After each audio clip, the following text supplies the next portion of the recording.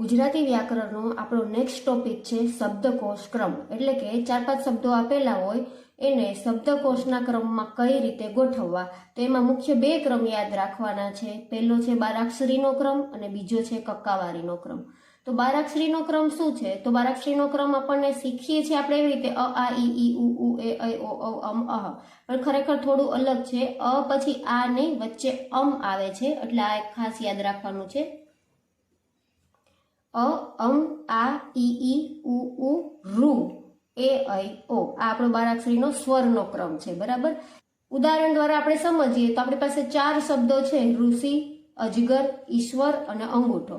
તો આપણે આ પ્રમાણે જોઈએ તો પેલા અ આવે છે એટલે અજગર આવશે, અ પછી અમ આવે છે એટલે અંગૂઠો આવશે, પછી ઈ આવે છે એટલે ઈશ્વર આવશે, અને ઈ પછી અહીંયા ઉ પછી રૂ આવે છે એટલે આવશે છેલ્લે ઋષિ. આ છે બારાક્ષરીનો ક્રમ. બારાક્ષરીના ક્રમ પછી આપણે જે જાણવાનું છે એ છે કક્કાવારીનો ક્રમ. તો કક્કાવારીના ક્રમમાં તો સાદો કક્કો છે, ક ખ ગ ઘ ચ છ, પણ આમાં આપણે જોડાક્ષરો ભેળવી દીધા છે. કક્કો તમારે આવી રીતે યાદ રાખવાનો છે. કઈ રીતે? ક પછી ખ નહીં, વચ્ચે જોડાક્ષર ક્ષ આવશે. ક્ષ શું સૂચવે છે? ઈ ક પ્લસ શ છે. તો ક પછી ક નો જ જોડાક્ષર અહીંયા ઉમેરી દેવાનો. ક ક્ષ પછી ખ ગ ઘ ચ છ જ, જ પછી આવશે જ્ઞ. તો જ્ઞ છે ઈ જ પ્લસ જ્ઞ. આ ક્ષ છે, સોરી જ્ઞ છે એ જ પ્લસ જ્ઞનો મિક્સચર છે. તો જ પછી આવશે જ્ઞ, જે જ નો જોડાક્ષર છે. પછી એવી જ રીતે અહીંયા ત્ર આવશે, જે ત પછી આવશે. કેમ કે ત્ર છે એ ત પ્લસ ર નો જોડાક્ષર છે. બે ભેગા થઈને બને છે આ જોડાક્ષર ત અને ર. તો એ ત પછી લઈ લેવાનો છે. અને ચોથો જોડાક્ષર છે શ્ર, ઈ સ પ્લસ ર છે, શ પ્લસ ર, એટલે એને સ પછી લઈ લેવાનો છે. એટલે આમાં ખાસ યાદ રાખવા જેવી બાબત છે એ 4 છે: ક્ષ, જ્ઞ, ત્ર અને શ્ર, જેને આપણે કક્કામાં ભેગા કક્કાવારી ક્રમ પ્રમાણે જોઈન્ટ કરી દેવાના છે. હવે આમાં 2 શબ્દો એવા આવે છે, 2 મૂળાક્ષર એવા આવે છે, હણ અને અળ. એના ઉપરથી કોઈ શબ્દો બનતા નથી, એટલે આના ઉપરથી કોઈ શબ્દો આવશે નહીં. હવે કક્કાવારી પ્રમાણે આપણે એક એક્ઝામ્પલ જોઈ લઈએ. ધારો કે આપણી પાસે 5 શબ્દો છે: તલવાર, ક્ષત્રિય, શ્રીમાન, ઢગલો અને લક્ષ્ય. આપણી પાસે 4 શબ્દોમાં આ કક્કાવારી પ્રમાણે જોઈએ તો સૌથી પહેલા આવે છે ક્ષ.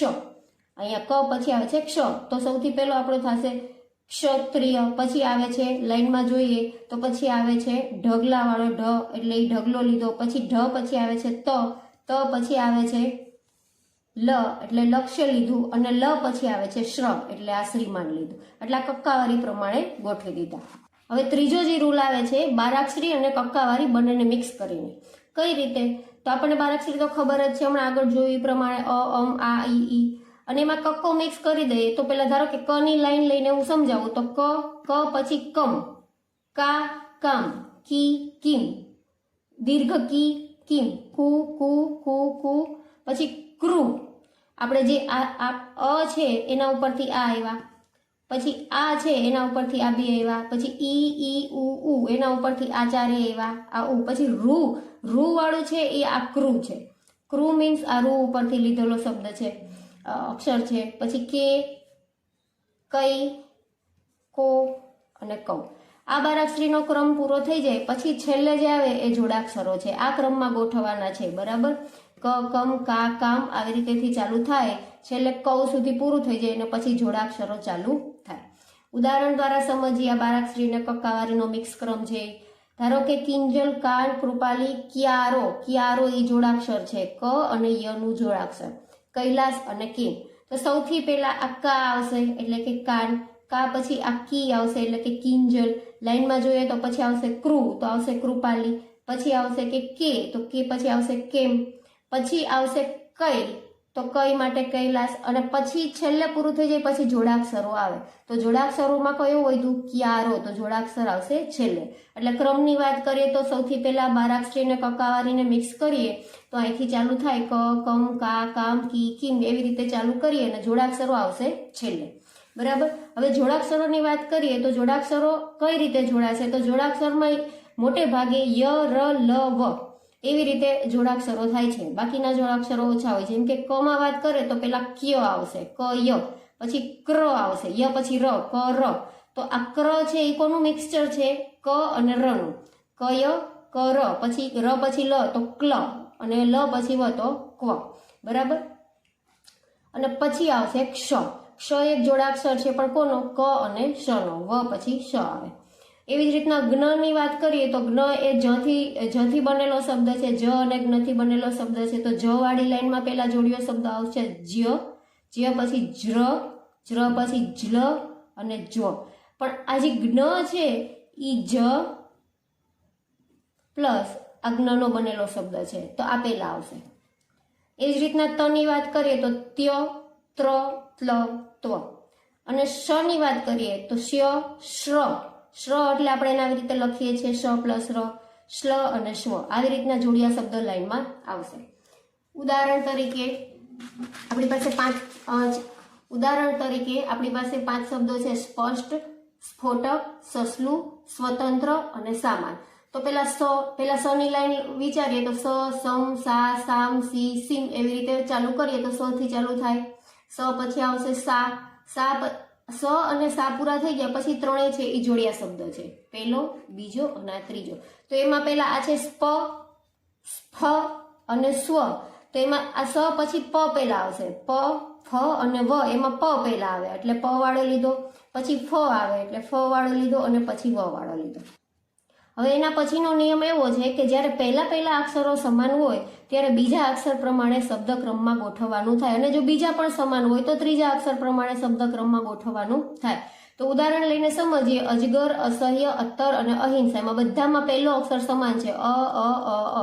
તો પહેલા અક્ષરને છોડીને બીજા અક્ષર પ્રમાણે ગોઠવવાનું થાય. એમાં બીજો અક્ષર જ, સ, ત અને હ. તો એના પ્રમાણે જઈએ તો પેલા જ વાળો શબ્દ આવશે, જ પછી ત વાળો આવશે, પછી સ વાળો આવશે અને પછી હ વાળો આવશે. હવે આપણે થોડા શબ્દોની પ્રેક્ટિસ કરી લઈએ, જેમાં પહેલું એક્ઝામ્પલ છે જ્વાલા, અજમો, ઋતુ, ગાય, મ્યાન અને અંજલિ. તો જ્યારે પણ શબ્દ ક્રમ પ્રમાણે ગોઠવવાના થાય ત્યારે સૌથી પહેલા છે એ સ્વરથી ચાલુ કરવાનું. તો સ્વરનો આપણો ક્રમ કયો છે? અ, અમ, આ, ઈ, ઉ, ઋ એ રીતેનો છે. બરાબર. તો અ પછી અમ વાળો શબ્દ, અમ પછી રૂ વાળો શબ્દ. હવે સ્વર પૂરા થઈ ગયા, હવે વ્યંજનો ચાલુ થયા. તો વ્યંજનનો આપણો ક્રમ કયો છે? તો કે ક પછી ક્ષ પછી ખ, ગ, ઘ એવી રીતે. તો એમાં પેલા ગ આવશે, ગ પછી જ આવશે અને જ પછી મ આવશે. બરાબર. બીજું એક્ઝામ્પલ છે જલેબી, તીવ્ર, જ્ઞાન, ક્ષમા, કમળ અને સસલું. તો આમાં તો કોઈ પણ સ્વર છે નહીં, તો વ્યંજનથી જ ચાલુ થાય. તો વ્યંજનમાં પેલા ક આવે, ક પછી ક્ષ આવે, પછી જ આવે, જ પછી જ્ઞ આવે, પછી ત આવે અને પછી સ આવે. સિમ્પલ લાઈનમાં જ છે કક્કાવારી પ્રમાણે. હવે ત્રીજું એક્ઝામ્પલ છે ક્યુસેટ, ઋષિ, દિવાલ, દિવસ અને ક્ષમા. તો સૌથી પહેલા આમાં છે એ એક આ સ્વર છે, તો સ્વર છે એ પહેલા લઈ લેવાનું. ત્યાર પછીના છે એ બધા છે એ વ્યંજન છે. તો વ્યંજનમાં પહેલા ક વાળું આવે, ક પછી ક્ષ વાળું આવે, ક્ષ પછી દ વાળું આવે. પણ દ વાળા બે છે, જેમાં પહેલો અક્ષર સમાન છે, દી અને દી. બીજો અક્ષર પણ આમ તો સમાન જ છે, વ અને વા, પણ બે ની અંદર પહેલા વ આવશે અને પછી વા આવશે. બરાબર. એટલે દિવસ પહેલા અને દિવાલ છેલ્લે.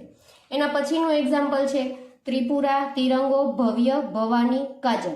તો આની અંદર સૌથી પહેલા તો સ્વર તો એક છે જ નહીં, તો વ્યંજનથી ચાલુ કરીએ. એમાં પહેલા ક આવશે, તો ક વાળું લઈ લીધું. ક પછી આ ત વાળા છે, ત, ત્ર, ભ અને ભ.